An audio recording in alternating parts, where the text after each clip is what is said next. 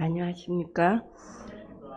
저는 독일 쾰른에서 온 이한나입니다. 오늘 저의 부족한 소감이 하나님께 영광이 되고 여러분들에게 조금이라도 힘이 되기를 기도합니다.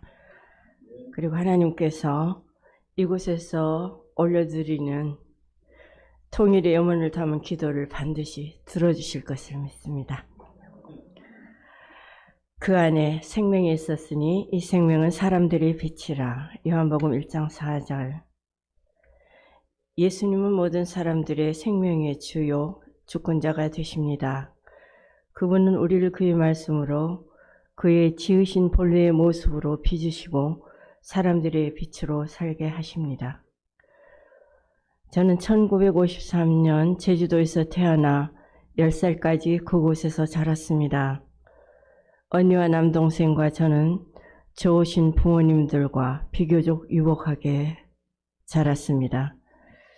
고등학교 2학년 올라갈 무렵 아버님이 실직하시고 어머님이 세상을 떠나셨습니다. 우리 가족은 뿔뿔이 흩어지고 저는 친족분들에 의해 양육되어졌습니다. 제가 11살 되던 해에 저와 동생은 전라남도 광주로 이사하게 되었습니다. 그곳에는 아버지만 같은 오빠와 새어머님 그리고 3명의 이붓 형제들이 있었습니다. 또 하나의 새로운 환경이 저를 혼란하게 했습니다. 그리고 우리 집은 가난했습니다. 저는 아주 소심하고 부정적으로 성장해 갔습니다. 도저히 헤어나올 수 없을 것 같은 가정 환경이 제 마음을 누르고 소망을 앗아갔습니다. 세상은 불공평해 보였고 주위 사람들은 미웠습니다. 등록금 제때에 낼 수 있어서 수업 도중 쫓겨나지 않아도 되고 하루하루를 잘 지내는 것 같은 친구들이 부러웠습니다. 1974년 4월 저는 간호보조원의 자격으로 독일행 비행기에 올랐습니다. 돈 벌기 위해서였지요. 그때 제 나이 20살이었습니다. 가족들과 떨어져야 한다는 슬픔보다 당시 낙원이라 여겨졌던 독일에 대한 설렘이 더 컸습니다. 제 첫 직장은 몸은 건강하나 지적인 장애가 있고 지적으로는 건강하나 몸이 장애가 있는 이들을 도와주는 요양원이었습니다.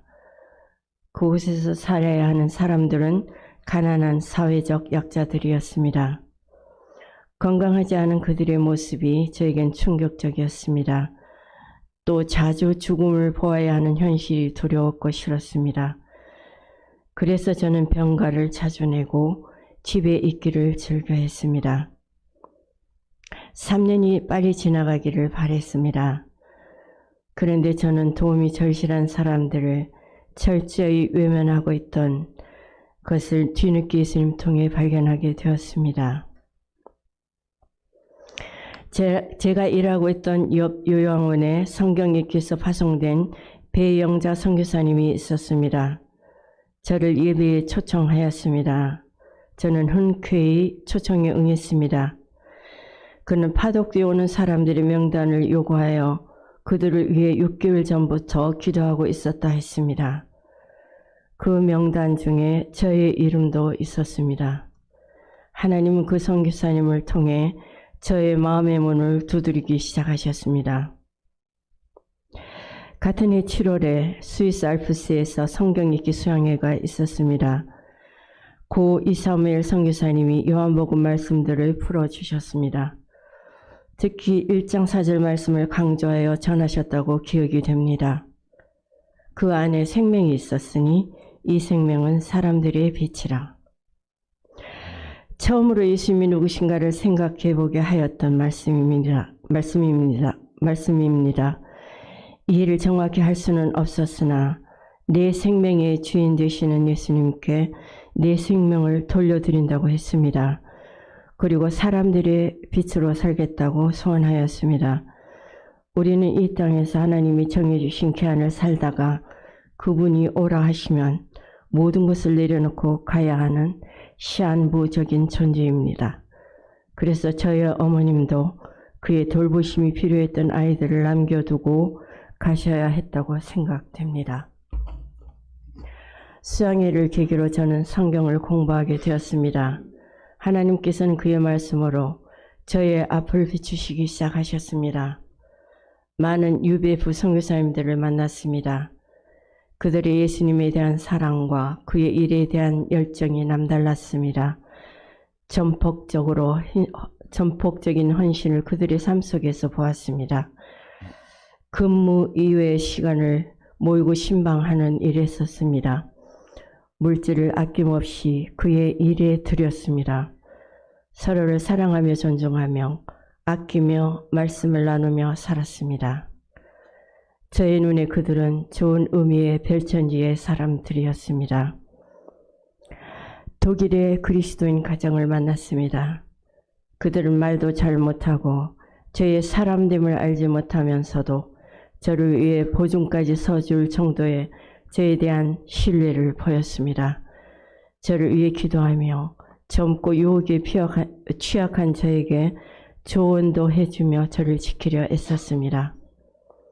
그분들을 통하여 저는 한 발자국 더 주님께 다가갈 수 있었습니다. 1979년 저는 대학 도시 프랑크푸르트로 이사하였습니다. 모니카 선교사님과 마리아 선교사님과 기도하며 예배하며 신방하며 우리가 할 수 있는 일을 하며 개척 역사를 준비했습니다. 곧 누가 선교사님이 모니카 선교사님과 결혼하여 오시고 홍다윗 선교사님이 마리아 선교사님과 결혼하여 쾰른으로 가시고 저와 가정교회를 이룬 이베드로 선교사님과 김 엘리자벳 선교사님이 유학생 선교사로 옴으로써 본격적인 개척 역사가 시작되었습니다. 이제 학생 역사가 조금씩 자리 잡혀갈 무렵인 1985년 4명의 학생들과 함께 2대의 승용차에 나눠 타고 부활절 수양회로 가고 있었습니다. 그런데 베드로 선교사님이 운전하여 가던 차가 이유를 알 수 없이 큰 나무에 부딪혀 3사람이 죽는 큰 교통사고를 만났습니다. 베드로 선교사님은 생사를 가늠하기 어려운 상태에 있었습니다. 그 당시 우리의 아들 엘리야는 8달, 제 아버지는 위암투병하고 계셨습니다. 살아계실 때 찾아뵙고자 계획하고 있었습니다. 주위 사람들은 하나님의 선하심과 그의 존재를 흔드는 말들을 하며 저를 시험하였습니다. 그때 하나님은 우리의 상황에 따라 계시기도 하고 안 계시기도 하는 분이 아니라는 사실을 깊이 영접할 수 있었습니다. 그리고 베드로와 선교사님이 어떻게 되든 감당할 수 있겠다는 힘이 생겼습니다. 하나님은 베드로와 선교사님을 살게 하셨습니다. 이 일 후에 우리는 쾰른으로 옮겼습니다. 쾰른 선교사님들과 함께 할 수 있어서 저는 좋았습니다. 그런데 성경 공부하는 양이 있느냐 없느냐에 따라 자존감이 오가는 분위기에 직면하게 되었습니다. 그리고 저를 배짱이라 여기며 인정해 주지 않고 성경을 가르치고 있지만 저 사람이 어떻게 성경을 가르쳐 하며 수군거리는 소리를 듣고 몹시 힘이 들어 때로는 잠을 설치기도 하였습니다. 직장에서도 왕따 당한 적이 있습니다. 예수님이 내 마음에 들어오신 후 열심히 환자들을 도와서 좋은 평가를 가는 곳마다 받았습니다. 그런데 웬일인지 한 곳에서는 절 따돌리고 인신 공격도 서슴지 않았습니다. 하나님은 창세기에 요셉의 삶을 통해 이 문제를 해결해 주셨습니다. 요셉은 이유 없이 형들로 인해 고난을 겪은 사람입니다. 요셉은 그의 형들에게 말합니다. 당신들은 나를 해하려 하였으나 하나님은 그것을 선으로 바꾸사 오늘과 같이 만민의 생명을 구하려 하셨나니. 창세기 50장 20절. 나를 힘들게 하는 것은 사람들이지 하나님이 아닙니다. 또 인정받으려 하는 내가 문제지 다른 사람들이 아닙니다. 저는 사람들의 눈치에 울고 웃는 것을 깨닫고 이것이 해결되지 않으면 지옥에서 살 수밖에 없음을 알게 되었습니다. 은혜의 하나님께서 이 문제를 주님 앞에 내려놓게 하시고 저에게 참 자유를 허락해 주셨습니다. 그리고 인간관계로 어려울 때 선하시고 좋으신 하나님을 바라보아야 함을 배웠습니다. 2020년 10월 저는 이유를 알 수 없이 아팠습니다. 일상이 어려웠고 모든 검사 결과는 이상이 없다는 것이었습니다. 그럼에도 불구하고 저의 상태는 호전될 줄을 몰랐습니다. 꼭 죽을 것만 같았습니다. 그래서 베드로 선교사님에게 화장해 달라고 하고 한국의 가족들에게는 제일 늦게 연락하라고 부탁하였습니다. 출구 없는 터널을 지나는 것 같았습니다. 그런데 좋으신 하나님께서는 이 어려웠던 시간을 선으로 바꾸어 주셨습니다. 베드로 선교사님과 매일 기도 시간을 가지게 하셨습니다. 서로의 서운함을 이야기하며 용서를 빌었고 말로 하기 어려웠던 사랑 고백도 하였습니다. 우리는 이제 부부일 뿐 아니라 그 후부터 정다운 친구가 되었습니다. 그때부터 저에겐 이 세상에 있는 것들이 의미를 잃었습니다. 하나님만이 유일한 저의 삶의 유산이 되었습니다. 하나님께서 저의 소망을 정화시켜 주셨습니다. 당시 저와 함께 했던 말씀은 시편 18장 29절입니다. 내가 주를 의뢰하고 적군에 달리며 하나님을 의지하고 담을 뛰어넘나이다. 저는 인간의 한계까지 갔었다고 생각합니다. 우리가 한 사람을 그가 당면에 있는 고통과 함께 이해하는 데는 한계가 있습니다. 그래서 아픈 사람은 외롭습니다. 그 공간 속에는 아무도 있을 수 없습니다. 오직 하나님만이 그 공간 속으로 오셔서 위로하시고 힘 주십니다. 아주 귀중한 체험의 순간들이었습니다. 하나님께 감사합니다. 저희 하나님에 대한 이야기는 끝이 없을 것입니다. 그런데 시간이 짧습니다. 하나님께서 예수님을 희생하셔서 저를 구속하셨습니다. 저에게 삶의 의미를 부여하시고 이 순간까지 그의 말씀으로 이끌어 주셨습니다. 저에게는 이제 성인이 되어 가정을 이루고 자녀를 가진 두 자녀가 있습니다. 아들 엘리야는 청년 때 북한을 생각하며 기도했습니다. 독일에서 아이들을 가르치다가 지금은 미국으로 이주하여 컴퓨터 일을 하고 있습니다. 딸 데보라는 이사야 43장 1절 하반절 말씀 통해서 하나님의 도우심을 체험하였습니다. 하나님께서 이들을 긍휼히 여기시고 그들의 온 가족과 함께 하나님의 말씀 안에 거하며 그의 나라 확장에 기여하는 자들이 되게 하시길 기도합니다. 저에게 대학생들을 섬기는 일에 인도하신 주님께 큰 감사를 드립니다. 대학을 다니지 않은 저에게는 측량할 수 없는 은혜와 특권입니다. 저는 예수님에게서 참 인간의 모습이 어떠해야 하는 것을 배웠습니다. 예수님은 사람을 귀하게 여기시고 존중하십니다. 그들의 필요를 채워주십니다.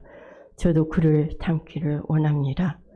저의 인생 요절은 에베소서 2장 10절입니다. 우리는 그의 만드신 바라 그리스도 예수 안에서 선한 일을 위하여 지으심을 받은 자니 이 일은 하나님이 전에 예배하사 우리로 그 가운데 행하게 하려 하심이니라. 제가 하나님의 기뻐하시는 일을 분별하고 행할 수 있는 지혜를 얻기 원합니다. 학생 역사 위에 실제 할 수 있는 일이 저에겐 제한되어 있지만 센터에 오는 젊은이들을 기억하며 기도하겠습니다. 퀼른 센터에 많은 젊은이들이 옵니다. 그들이 성경 공부할 수 있기를 기도합니다. 퀼른 센터가 예수님의 제자들을 키우는 말씀의 파워 스테이션이 되기를 기도합니다. 8월에 엔카운터 젊은이들의 수양회가 있습니다. 기도해 주십시오. 이 우주의 한 점에 불과한 저를 돌아보시고 사랑하여 주신 주님을 찬양합니다. 제 안에 계신 예수님의 생명이 빛으로 사람들을 비추게 하시길 기도합니다. 아멘.